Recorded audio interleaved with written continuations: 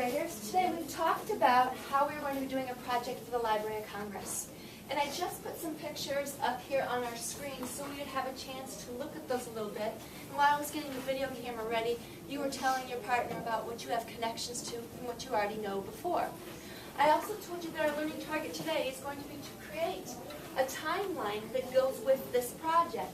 So if we take a look over here, we have a classroom timeline, but we talked about kind of zooming in on this project and actually making just a timeline for the Library of Congress, a project that we're doing right now.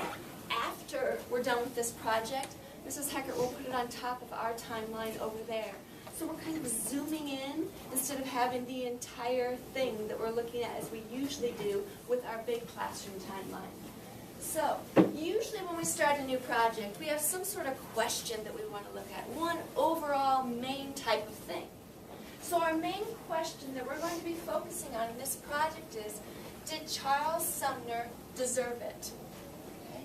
Now, first thing I want to know, does anybody know who Charles Sumner is? So we're going to need to do a little bit of research. We're going to need to do a little bit of investigating throughout this, because you know what? That's not somebody that when we learned about slavery that you actually knew about. So we're going to learn a little bit more about that, and we will find out who that person is, and you will be deciding, did he deserve it? Now, you'll learn more about that a little bit later. So today is just the timeline part of it. So for the timeline part of it, what we are going to be doing is reading in a story called Freedom Struggle. Freedom Struggle is a book that I did not have a chance to read to you during our slavery unit, but it goes perfectly with what we're going to be doing with the Library of Congress project.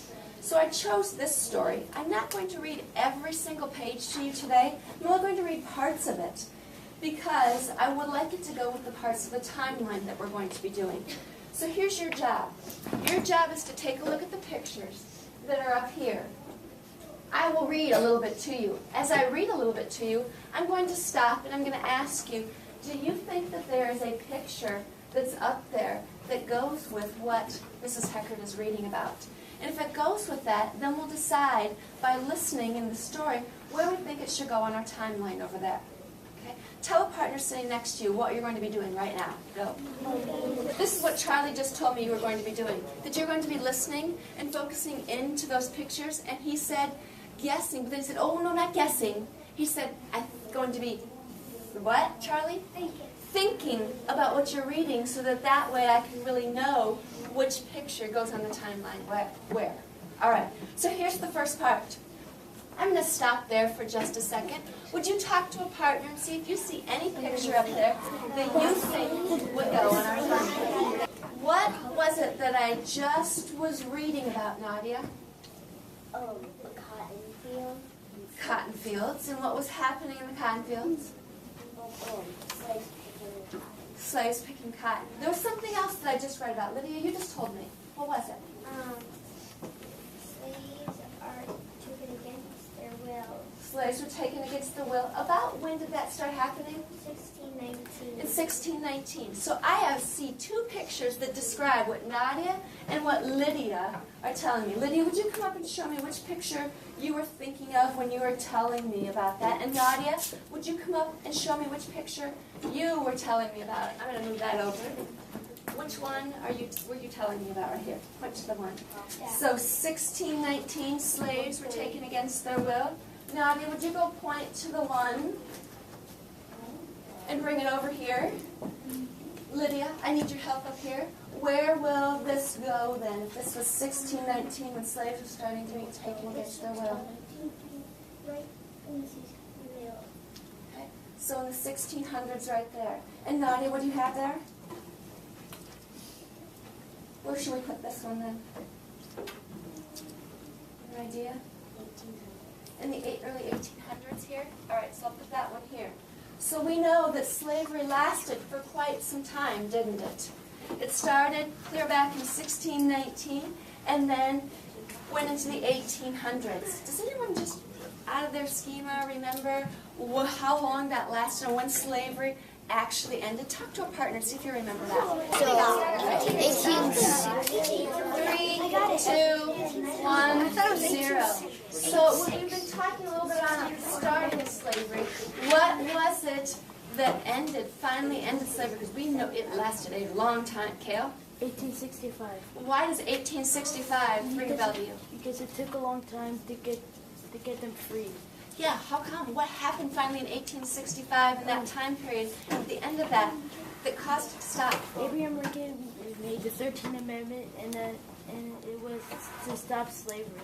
So Abraham Lincoln making the 13th Amendment to abolish or to stop slavery was one thing. Alex, something to add to that? What war? The Civil War stopped. The Civil War stopped in 1865, didn't it? You're right. So those were finally the things that finally stopped the slavery piece. Olivia, one last thing to add? I kind of was sleeping, and I kind of did the math, and it was exactly 249 years that they were enslaved.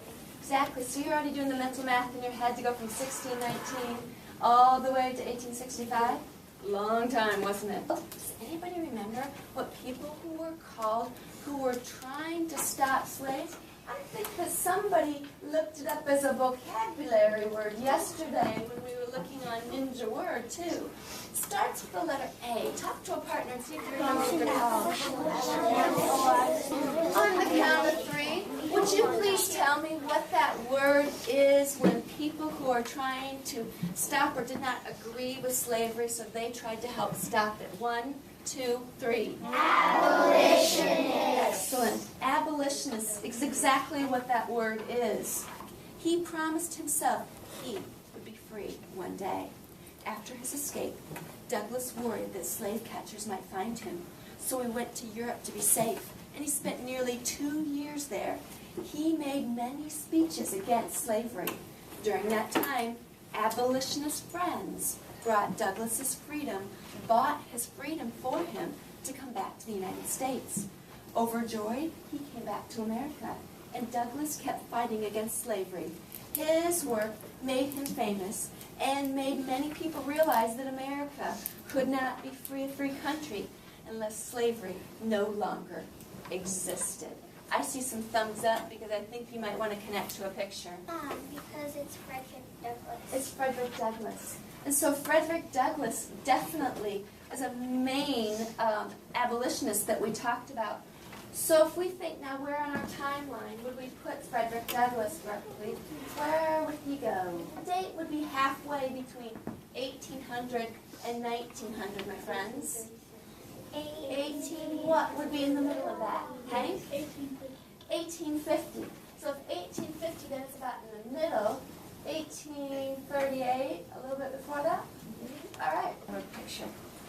Do you know when the Underground Railroad began? Was pretty darn close to the same time that Frederick Douglass actually came back to the United States. Shall we put it up here?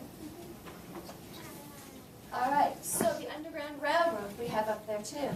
So in knowing that, then, let's see what they mean by organize. The anti-slavery movement drew blacks and whites. You're right. Henry's Freedom Box. You guys remember Henry who mailed himself to Philadelphia? We read a story about that.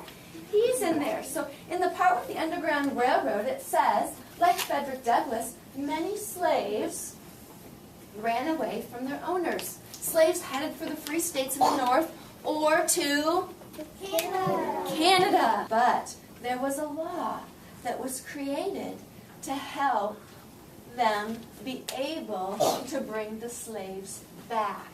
Does anybody remember what that was called, Mason? The fugitive slave The Fugitive Slave Law. Is there a picture up here?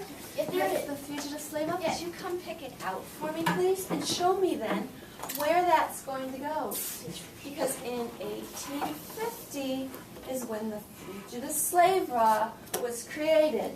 Was that good or was that bad for slaves? Bad. There? All right, kiddo, we'll put it right there. So we have the Fugitive Slave Law. And more, Nadia?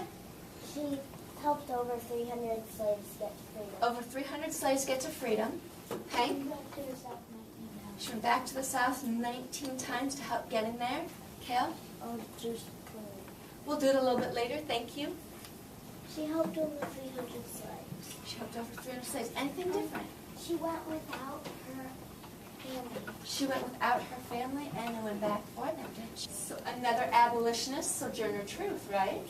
Exactly. So thank you for all those connections. So where do you think we should put Harriet Tubman? Does anybody know when she ran away to freedom? Allie, do you know when it was? Somewhere in the 1800s. It was in the 1800s, you're right. It's very close to the Fugitive Slave Law. It's right before that. Toby? 1849. 1849 is it. So let's put Harriet Tubman right. Well, I think we should put her a little bit underneath because I moved the Fugitive Slave Law kind of in the middle. Yeah, let's stick her right there. But if you remember, I've shown you this book before. Does anybody read the title of the story? Uncle Tom's Cabin. This lady right here, Harriet Beecher Stowe, wrote this story. Here's what it says about that. Uncle Tom's Cabin. Some of the most powerful arguments against slavery came in a story called Uncle Tom's Cabin. It was written by an abolitionist, Harriet Beecher Stowe. This book became an immediate bestseller when it was published in 1852. Uncle Tom's Cabin convinced many people of the evils of slavery and brought the Civil War closer. During the war, Abraham Lincoln met Ms. Stowe, and he greeted her by saying, "So you're the little woman who wrote the book that made this great war." What do you think? Probably in 1850. Yeah, because it said in her book was published in 1852. So if we think of the Fugitive Slave Law, it was 1850, so it should go pretty darn close to that. Where do you think it's going to go? To conclude today, let's walk and talk our timeline. I am going to walk and talk right over here. You'll have a chance to do this too. But in the early 1600s, come back in 1619, slaves started being brought against their will to America. Then, slavery became more prosperous. Abolitionists actually were trying to stop slavery because it had already lasted so long.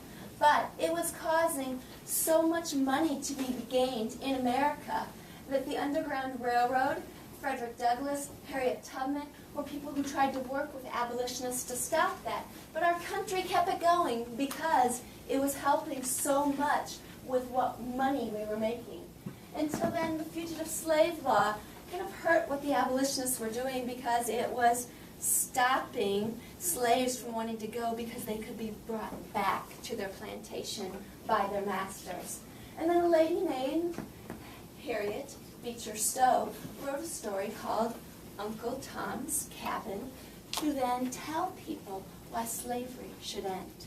Our next lessons will then deal with other aspects of slavery. So these are just to get our kind of coat hangers in there for what's coming next in there. Nice job thinking today. Pat yourself on the back. Give yourself a little bit of a brain rub because you worked it really hard right now.